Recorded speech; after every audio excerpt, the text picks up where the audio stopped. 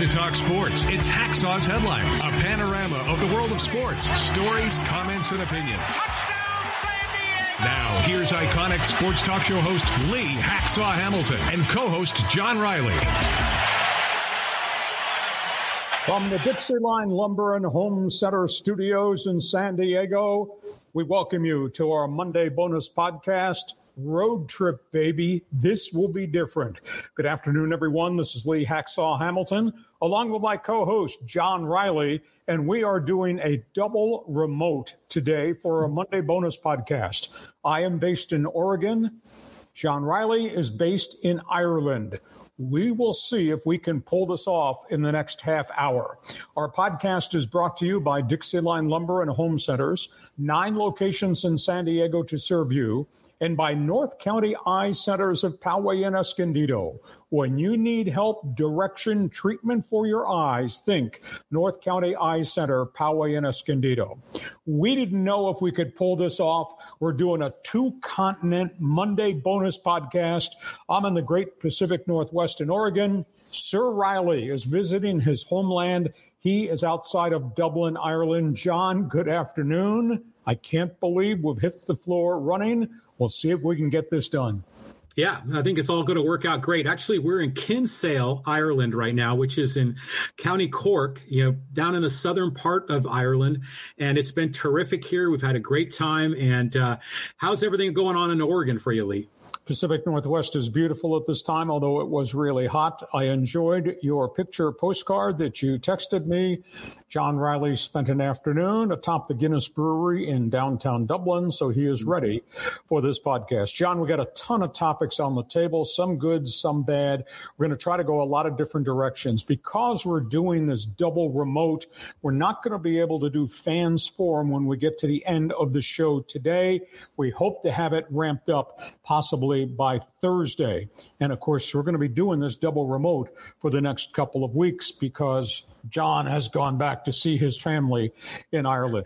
John, let's talk about topics on the table. You want to talk baseball to start? Go ahead, pick a topic. Yeah, I mean, we got to talk about the Padres and the Dodgers. I mean, that was a great series over the weekend. Great because the Padres established themselves as not being timid towards the Dodgers. Great because they won 2 of 3. Great because they won another series against Los Angeles. The Padres are now 5-3 against the Dodgers this season. And you track back, Michael King and Tyler Glasnow put on a pitching performance for the ages on Friday night, John. Combined 21 strikeouts. It was absolutely phenomenal. And the stadium was packed. Michael King struck out 8 of the first 9 Dodgers that he faced. Go think about that. This is a Dodger team that had a team batting average of .270, hit 54 home runs, was bombing everybody. And Michael King fans 8 of the first 9 that he retired.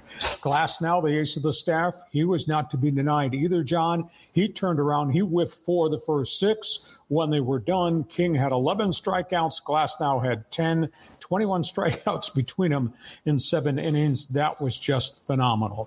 Then we got to Saturday after the Padres had won 2-1 on Friday.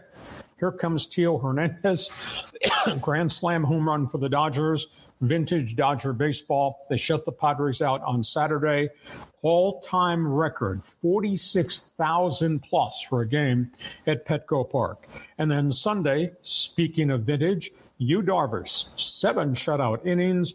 Padres blanked the Dodgers 4-0. Tough day for Walker Buehler, his second start since coming off the disabled list after 23 months. He gave up back-to-back home runs along the way. They're not alarmed. It's just part of the process. So in the big picture of things, John, I just thought it was a phenomenal weekend of baseball for the fans.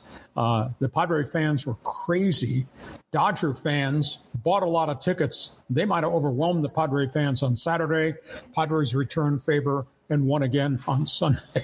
And the Padres establish an all-time record, 133,700 plus for the 3-game series. It was just an amazing weekend of baseball. And, John, it was like a playoff atmosphere. I mean, it was electric. It was loud. They booed. They cheered. Signs everywhere.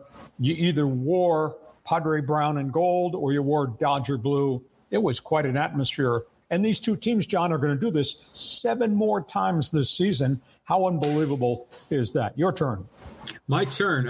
Well, we got here in Ireland on Friday, and my wife and I were whacked out on jet lag, and we ended up being awake in the middle of the night at 2:40 a.m. local time, and we were able to listen to the Padre game on MLB.com. We were streaming it, and what an exciting game. I mean, just all those strikeouts, and then Luis Ariz with that big hit in the 9th inning. I mean, I wish I was there. And then on Sunday's game, since it was a day game at 1 p.m., it was 9 p.m. here, so we were able to stream the game and watch it during semi-normal hours. And another, just a thrilling game, and the pitching over this entire series was just unbelievable. It was pennant race baseball, and it's only the month of May. And like I said, they're going to meet 7 more times this season. So there was a lot of enjoyment there at Petco Park. There was a downer of a couple of stories in Major League Baseball, and it all kind of swirled around Petco Park too there, John. Yeah, so let's talk a little bit about Sean Burroughs and Barry Axelrod. I remember Burroughs when he was coming up when Petco Park opened. Sean Burroughs was the number 1 draft pick of Kevin Towers, power-hitting third baseman out of Long Beach. Had about 3 or 4 years in which there were great expectations for Sean Burroughs, and it didn't work out.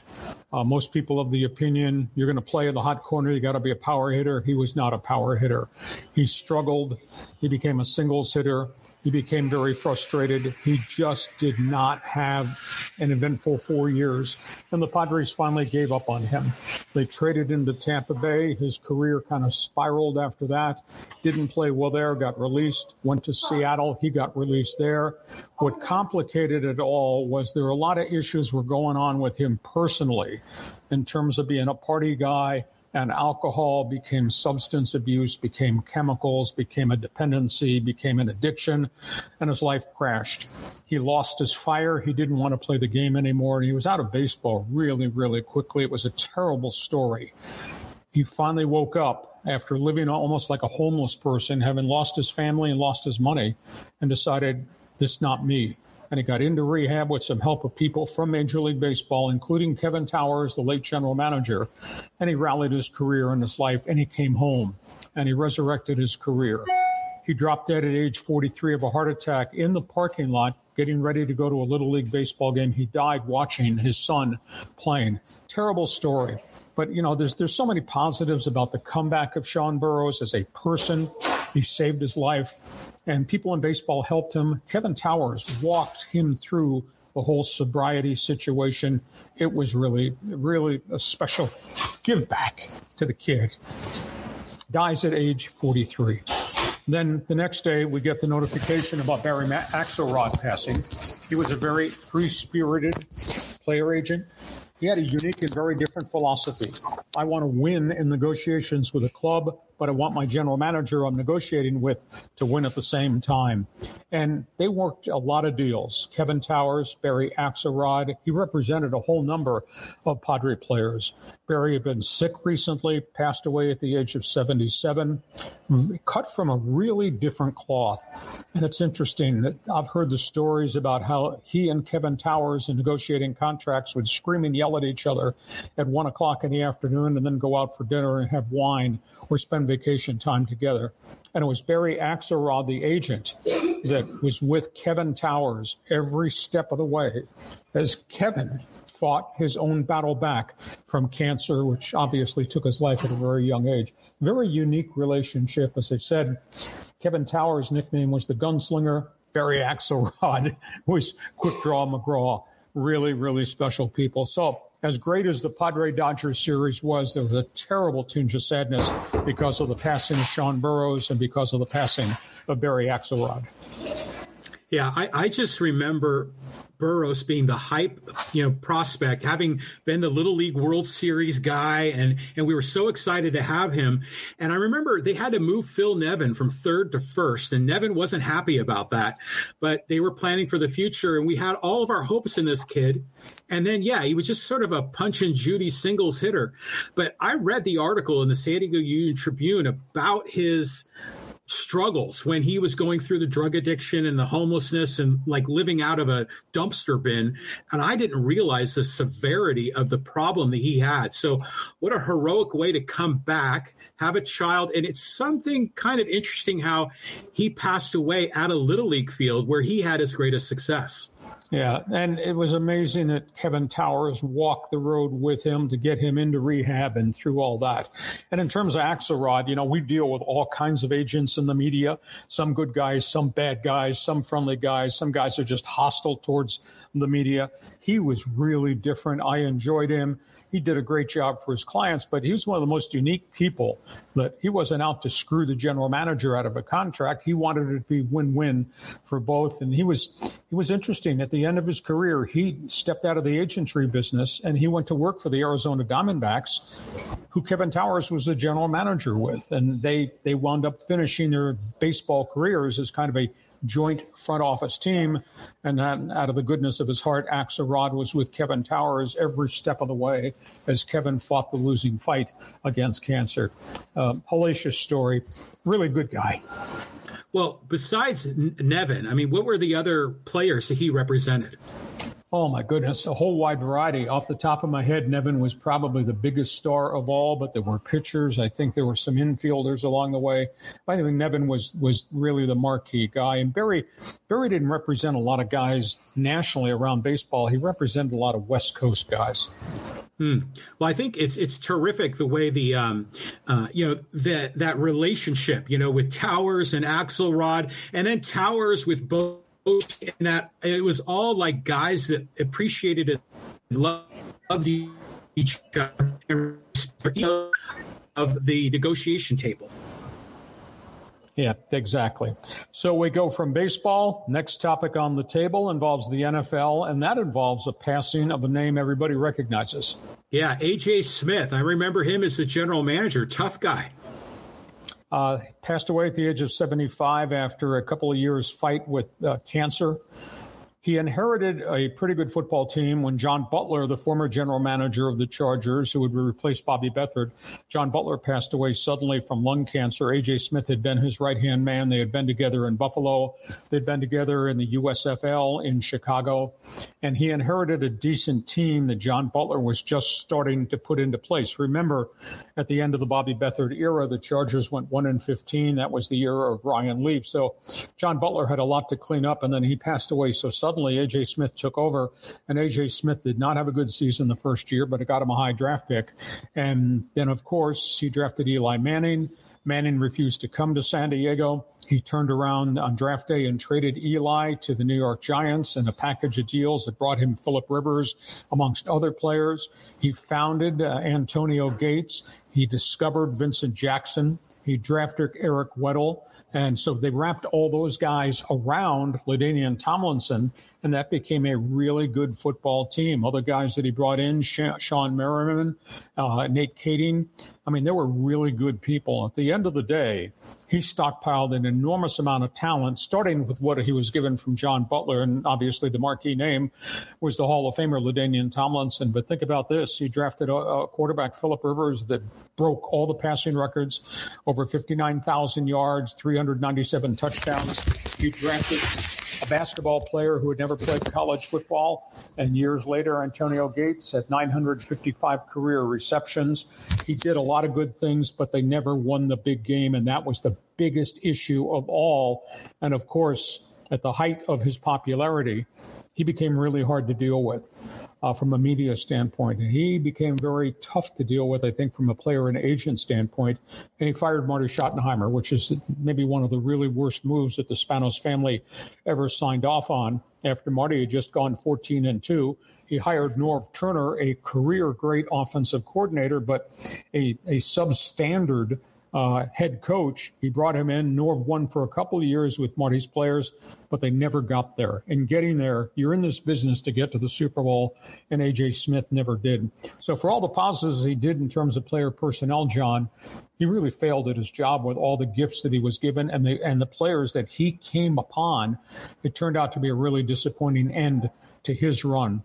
He never held a job of responsibility again in the NFL after what happened with the Schottenheimer situation. I think a lot of people held that against him. So he had a great run here, but I think for the most part, if you were out in the street this afternoon and ask anybody in San Diego and mention A.J. Smith, they'd probably talk about a lot of negatives, and most of that swirled around the Super Bowl failures of not getting there, and then obviously what he did to a 200-win coach in Marty Schottenheimer. And all this goes to the front door, too, of Dean Spanos, because Spanos did it again. He sided with the general manager, and they fired a 14-2 coach, like he sided with the general manager, Bobby Beathard, when they fired a Super Bowl coach in Bobby Ross. And then, of course, they moved the team to Los Angeles. So we think about, I have very mixed emotions about A.J. Smith. I think as a football guy, he was probably kind of neat to be around because he knew how to find talent.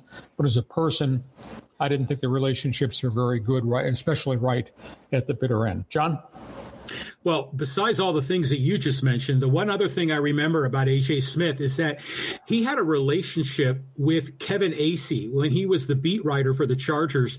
And it seemed that Acee had the inside scoop on getting information to share with the fans. But then other people thought that A.J. Smith was playing Kevin Acee as his tool to have him, let's just say, get the Charger speak, out in the market, that, it was kind of manipulative. I mean, what's your take on that? Probably a little bit of both. Yeah. I mean, if you have an inside source, you develop that inside source. You hope you don't get used by that inside source. And that was probably a piece of the equation. I just don't think in San Diego history will think fondly of A.J. Smith because of the failures to get to the Super Bowl and then obviously the end result of what happened to Marty Ball. Hey, we get to halftime of our Monday bonus podcast. If you're just joining us, you're not going to believe this. We're doing a 2-continent podcast at this hour. I am in the Pacific Northwest in Oregon. He is outside Dublin, Ireland on vacation. Hacksaw and Sir Riley, we hope you're enjoying us. Our podcast is brought to you by DIXIELINE Lumber and Home Centers. There are 9 locations to serve you, and we don't care what the project is that you've got to get done. When it comes time for materials, when it comes time for ideas, think DIXIELINE Lumber and Home Centers. 9 stores in San Diego to serve you.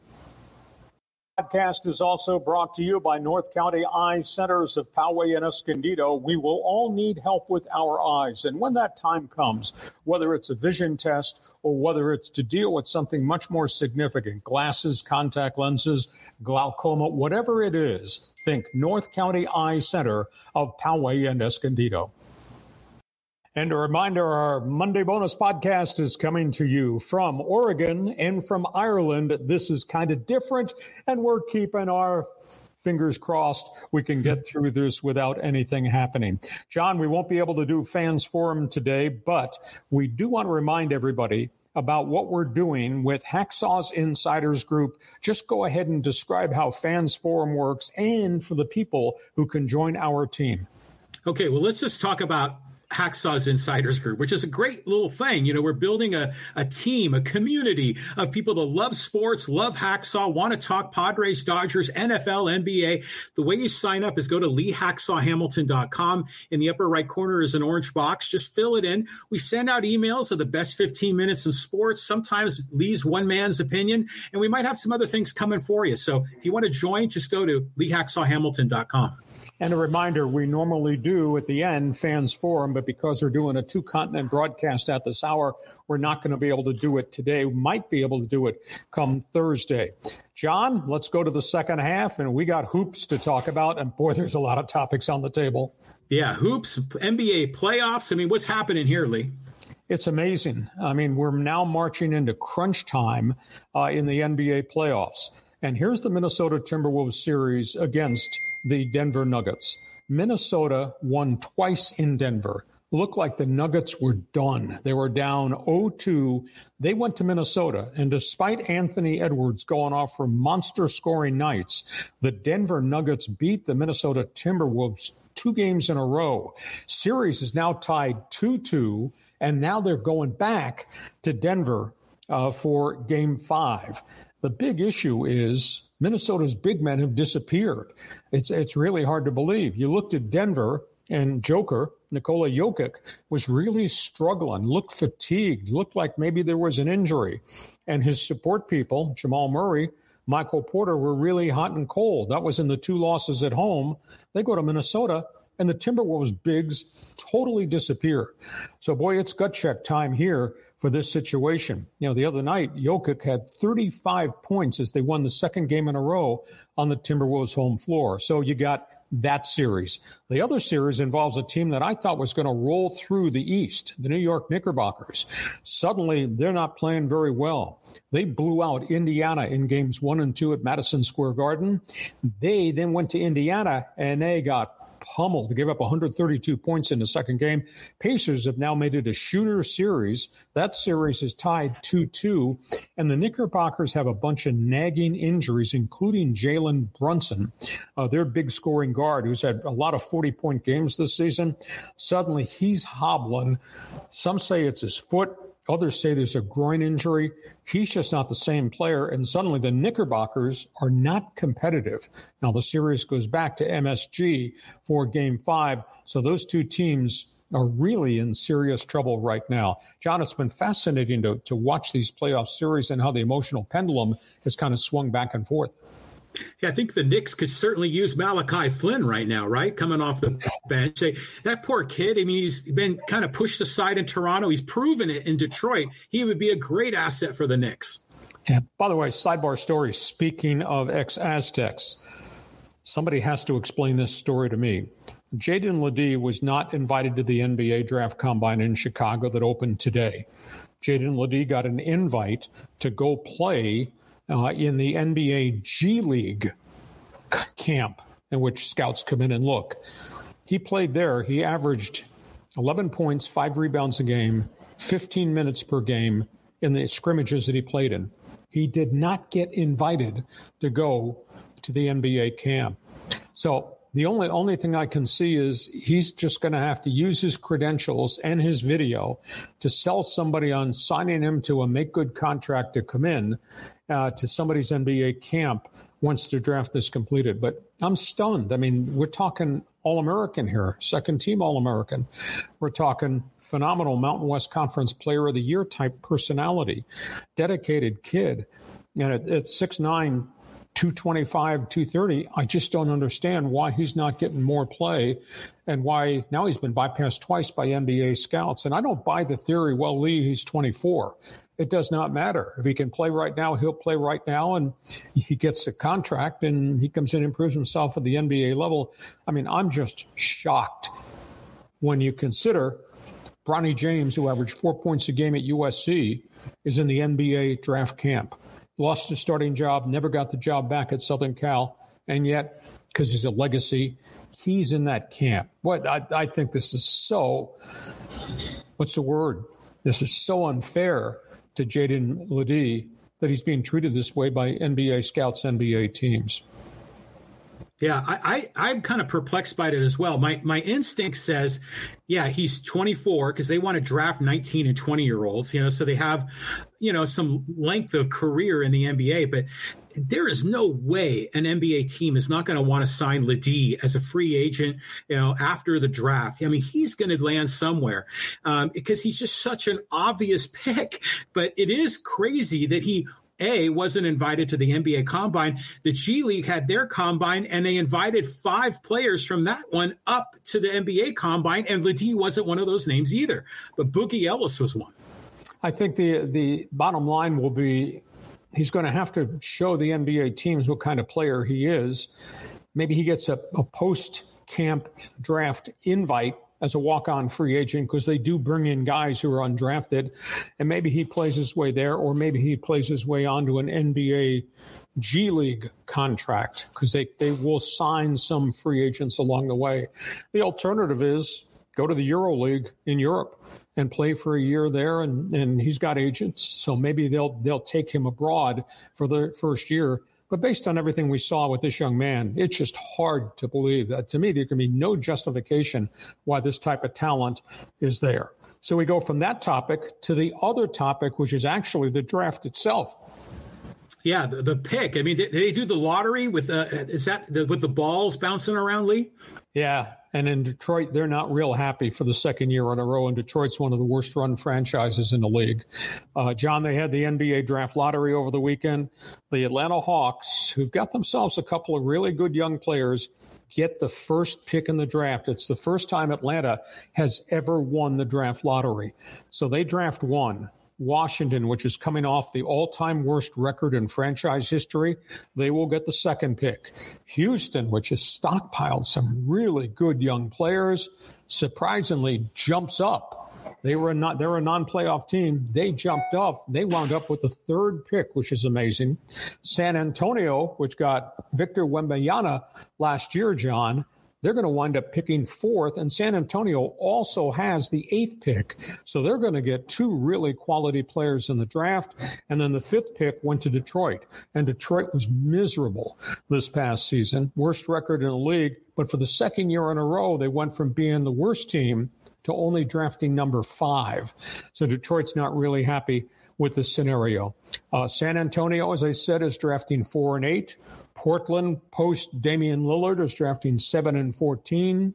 Washington's going to draft 2 and 26. And Utah is going to draft 10 and 24. Lakers have the 17th pick, although New Orleans has the right to claim that pick by virtue of a prior trade. Clippers do not have a number 1 pick. And this is a very strange year. This is not a year in which there are megastars at the top. The top 2 players, as we speak right now on our Monday podcast, John, top 2 players are both from France. Alex Sarr, a 7'1" center, and Zach Rashadin, a 6'8" shooting forward. They could go 1 and 2 in the draft. And it's weird. We came through March Madness. Nobody is talking about Zach Ertey of Purdue. So I don't even know at this point whether he's going to be a top 5 pick, despite all the things he did back-to-back years for the Boilermakers. John? Yeah, well, I think there's a lot of people wondering about the big man from UConn as well and where he's going to land. But it just seems like the NBA GMs, they just have a different – I don't know. They have a different vision of what kind of player they want that is not the same as what we see as fans of NCAA ball. Well, we don't get to see a great deal of video on the players abroad. And that may be the reason for this inequity. I mean, we see the great point guards, and we see the 3-point shooters, and we see the bigs at UConn and the bigs at Purdue. But those guys scout over there, and that EuroLeague is high-powered, and they got a lot of young bigs in the EuroLeague. That's why in the last couple of years, well, Wembanyama came out of nowhere, and Victor Wembanyama won Rookie of the Year, and he's going to lead San Antonio back. And how about that Spurs are going to be drafting 4th and 8th? So there is a select group of players who are abroad that NBA scouts are looking at. John, one other basketball topic. Yeah, but before we get there, I just got a question about the draft. The one thing I always remember about the draft is when the Knicks got Patrick Ewing, and it was the frozen envelope in the bin. Do you buy that story, or is that just a conspiracy theory? Oh, you're big on all types of conspiracy. I don't ask John anything about politics because everything is a conspiracy. But what John is making reference is when they had the envelopes, when the Patrick Ewing came out of Georgetown, this is the strangest thing. And I looked at it and said, who? And half the world looked at it and said, fix. What it was the corner of the envelope, John, was bent over like that. Oh. And people said, commissioner's reaching in the bin to pull out an envelope, and he pulls out the one that's got the bent thing, and the bent thing is the New York Knicks where the draft lottery was being held. So that was a storyline for an extended period of time. You're correct. Yeah, so I think that's why they don't use the envelopes anymore, just to eliminate that possibility. Okay, let's go to the other basketball topic. I mean, the West Coast Conference making some moves. Yeah, this is kind of interesting. Nobody saw this coming at all, and there's a lot of heat and bounce-back reaction to it. West Coast Conference, which worked out the deal with the collapse of the Pac-12, to bring in Oregon State and Washington State just as basketball members, has now added 2 more beyond the Cougars and the Beavers. They just added Grand Canyon University, based out of Phoenix, which has built itself into a really good Division I program. And they also added the University of Seattle up here in the Pacific Northwest. The Grand Canyon thing has really brought negative reaction. Grand Canyon is a, quote, for-profit university. When they started up their athletic programs, the university had a structure. It was for-profit, which became, a lot of people said, oh, it's a diploma factory. You come in, you pay the money, and we'll give you the graduation certificate. They've tried to shed that image. They just got accepted into a pretty classy conference in the West Coast Conference. And now just think about this. When this thing rolls out in 2025, you'll still have Oregon State and Washington State. You'll have Gonzaga. You'll have St. Mary's. You have the University of San Francisco. And by the way, USD, struggling to put together its NIL package, is in that conference too. So it's going to be a wicked conference with the addition of Grand Canyon and the University of Seattle, plus the 2 refugees from the original Pac-12. Going to be fun basketball, going to be good basketball. Yeah, when I think of the WCC, I always think of all the Jesuit schools, right? You know, and the league that they've had forever. But this whole thing about Grand Canyon, just because they're for profit, that doesn't make them bad or evil. I mean, a lot of universities get huge money from donors that go into these foundations. You know, I think like Harvard and a lot of these other schools have hundreds of millions, if not billions of dollars in their foundations. So I don't know. I don't think it's a sin to have a for-profit school, even though that sounds kind of unusual in college sports. I mean, is it going to give Grand Canyon an advantage? I don't necessarily think so. Well, if you're playing Gonzaga and St. Mary's and all that, that's pretty good to have on your calling card when you're going to recruit. So I think there is a bit of an advantage for conference membership rather than playing all these independent schools and having to go to Texas, et cetera. I can't believe that you would mention Jesuit schools and don't think it's sacrilegious that a for-profit university who can get athletes in the front door, academics notwithstanding, you're linking the Jesuit schools to Grand Canyon's past history. John, what are you doing? I'm linking the Jesuit schools also to Oregon State and Washington State, who have huge athletic budgets, way more than St. Mary's or USD. So it's just the process of everything changing in college sports. Also, you know, since we've seen the Aztecs play at Grand Canyon, and those fans go bananas there. In my opinion, that's a program that's deserving of having, you know, kind of a higher profile and a better conference, because the WHAC was just kind of silly. Oh, I think the West Coast Conference is going to be a must-watch conference now when you add these 4 schools to what the Zags and St. Mary's and USF have become. And Steve Lavin, USD, he's got a lot of work to do to rally University of San Diego basketball. So that's the storylines on hoops today. John, last topic on the table, hockey. Hockey, yeah. The playoffs are going, Lee. I bet you are all fired up. What's the latest story here, Lee? Well, there's a whole bunch of things here as it relates to the NHL playoffs. And let's talk about the series that has captured the imagination of everybody across Canada. This Vancouver Canuck Edmonton Oilers series is just beyond description right now. We're talking about a unique set of circumstances where Vancouver punched Edmonton in the mouth and wound up beating them opening night.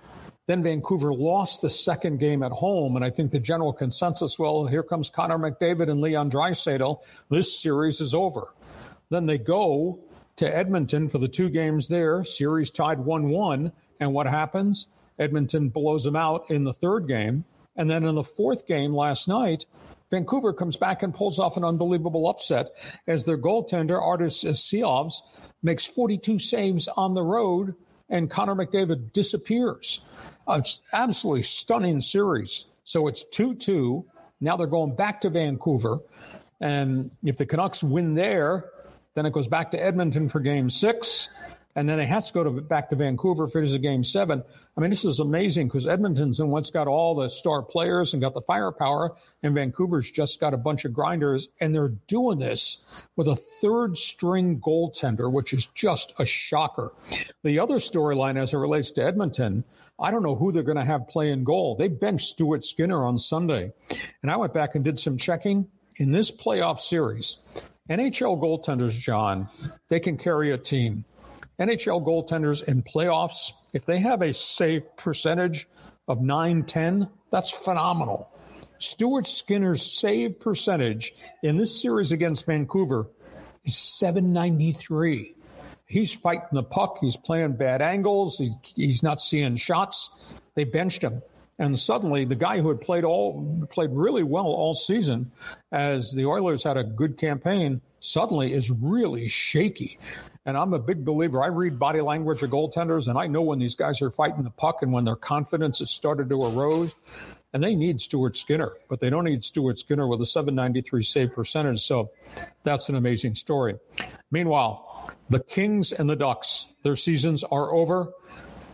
Vote of confidence to LA Kings general manager Rob Blake. He will return next season. Burning question, what are they going to do with this roster where all these guys are making $8 and $9 million and a bunch of guys let them down? This was supposed to be the year they took the step forward in postseason. Rob Blake will retain his job. He can't trade Pierre-Luc Dubois, big money contract. He can't trade Kevin Fiala. Those two guys have been unbelievably disappointing. I don't know how the Kings are going to change the chemistry of their team. The Ducks, of course, have been in the massive rebuild. We just went through the NHL draft lottery. The Ducks are going to pick third. They're going to get themselves a huge defenseman, and they want bulk in front of their goaltender.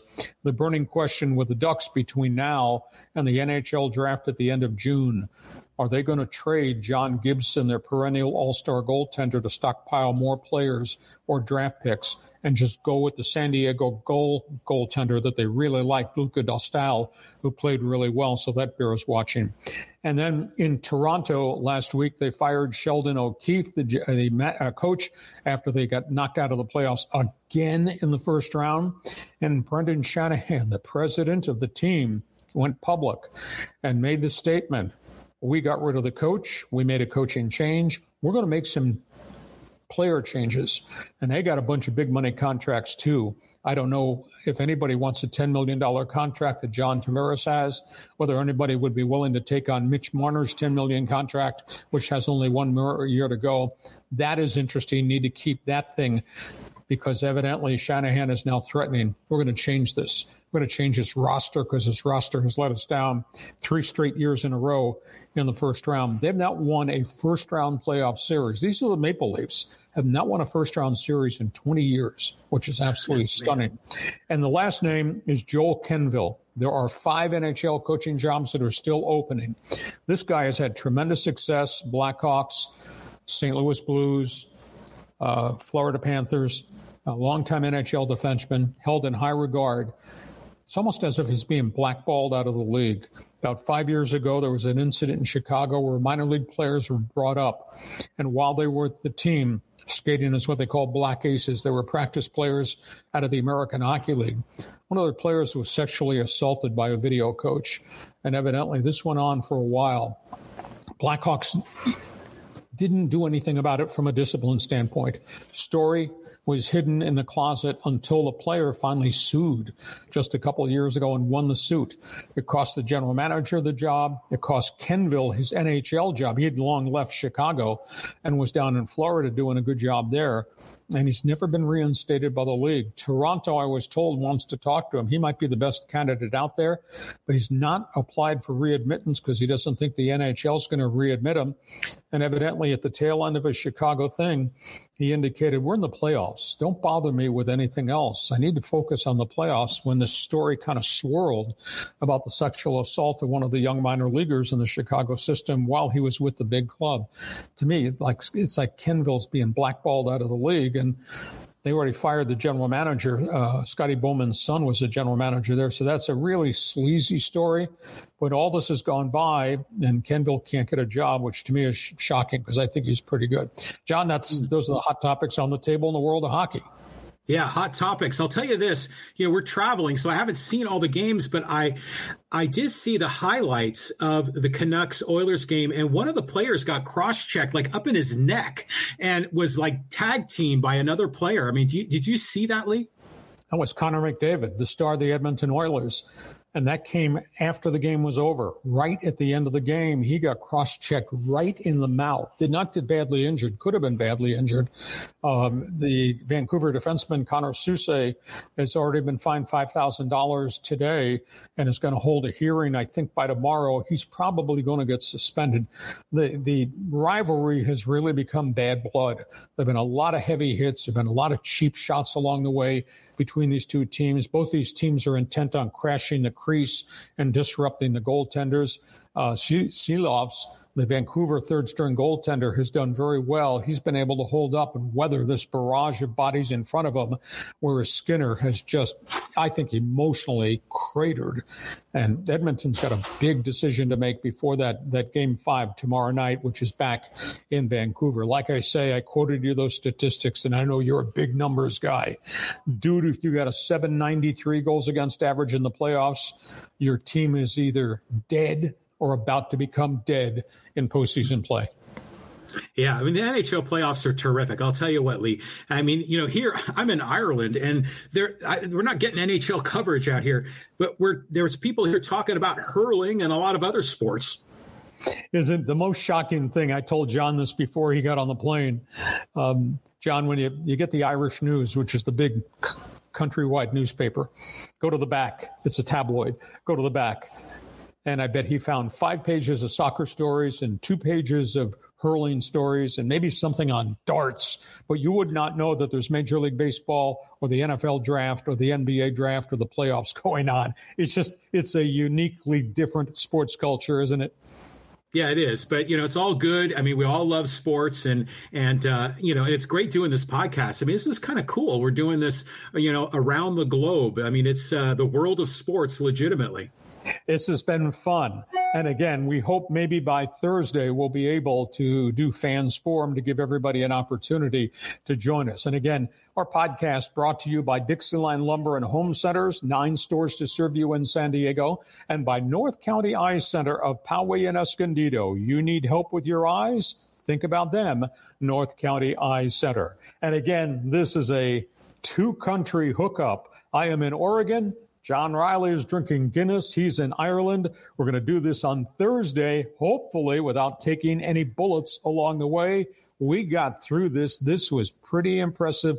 Technology, John, is great until the technology is not great. Knock on wood, we got through the first show doing this 2-continent podcast. Hey, it works, man. I mean, love Zoom or StreamYard or whatever technology you're using. This is terrific. It's 1 o'clock. We started at 1 o'clock Pacific time. Over here, it's 9 o'clock at night. And if you can see over my shoulder, it's still light outside. I think it's because we're so far north, but it's been terrific here. Looking forward to doing Thursday with you, Lee. And we thank you for joining us. We'll see you come Thursday. Want you to share, want you to subscribe what we're doing. Tell everybody about our 2-continent broadcast. And we hope to hook up with you 1 p.m. Pacific. That's 9 p.m. Ireland time for our 2-continent podcast broadcast. John, thanks for being with us. Have yourself a great trip on your tour. We'll talk to you Thursday. Talk to you Thursday, Lee. Looking forward to it. And for all of us viewing us on StreamYard today, thanks for being with us on Hacksaw's Headlines. Join us again for Hacksaw's Headlines on YouTube, Facebook, and Twitter. And find the audio version on your favorite podcast apps. For more content, go to LeeHacksawHamilton.com.